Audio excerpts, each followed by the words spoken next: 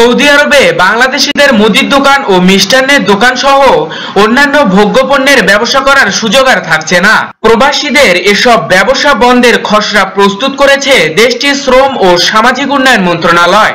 এখন থেকে এসব দোকান শতভাগ সৌদি নাগরিকদের মালিকানায় পরিচালিত হবে। মন্ত্রণালয়ের সূত্রের বরাত দিয়ে দৈনিক আল মদিনা সংবাদ প্রকাশ করেছে। সূত্র জানিয়েছে, এই সিদ্ধান্তের ফলে চলতি বছরেই নতুন করে 20,000 সৌদি নাগরিকের কাজের সুযোগ তৈরি হবে। এছাড়া খাদ্য এবং কোমল পানীয় বহনকারী ভ্যানগুলো সৌদি নাগরিকদের জন্য নির্দিষ্ট করার কথা ভাবছে মন্ত্রণালয়। এর ফলে আরো 6,000 মানুষের কাজের সুযোগ হবে বলে আশা করা হচ্ছে।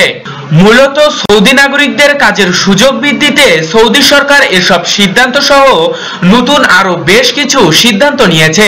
সৌদি গেজেট জানিয়েছে, সম্প্রতি দেশটির শুরা পরিষদ ছোট ছোট দোকান বন্ধ করে বড় দোকান খোলার ছাড়পত্র দিতে শ্রম ও সামাজিক উন্নয়ন মন্ত্রণালয় এবং পৌর ও গ্রামীণ বিষয়ক মন্ত্রণালয়কে জানিয়েছে। এর ফলে সৌদি নারী পুরুষদের একটি বড় অংশের কাজের সুযোগ হবে বলে শুরা পরিষদ উল্লেখ করেন।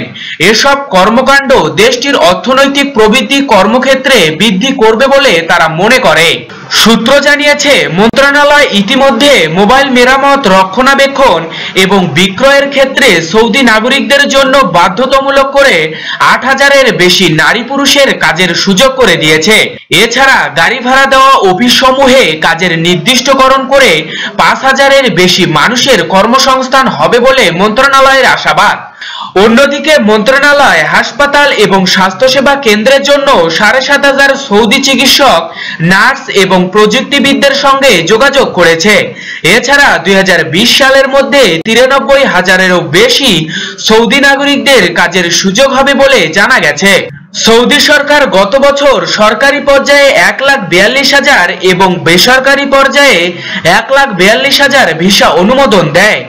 এছাড়া গৃহকর্মী নিয়োগের জন্য দেওয়া হয় প্রায় 1,17,000 ভিসা।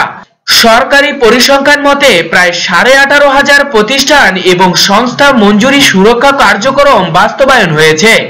এদের মধ্যে কেবল 41% প্রতিষ্ঠান এবং সংস্থা তা বাস্তবায়নে প্রতিজ্ঞাবদ্ধ ছিল।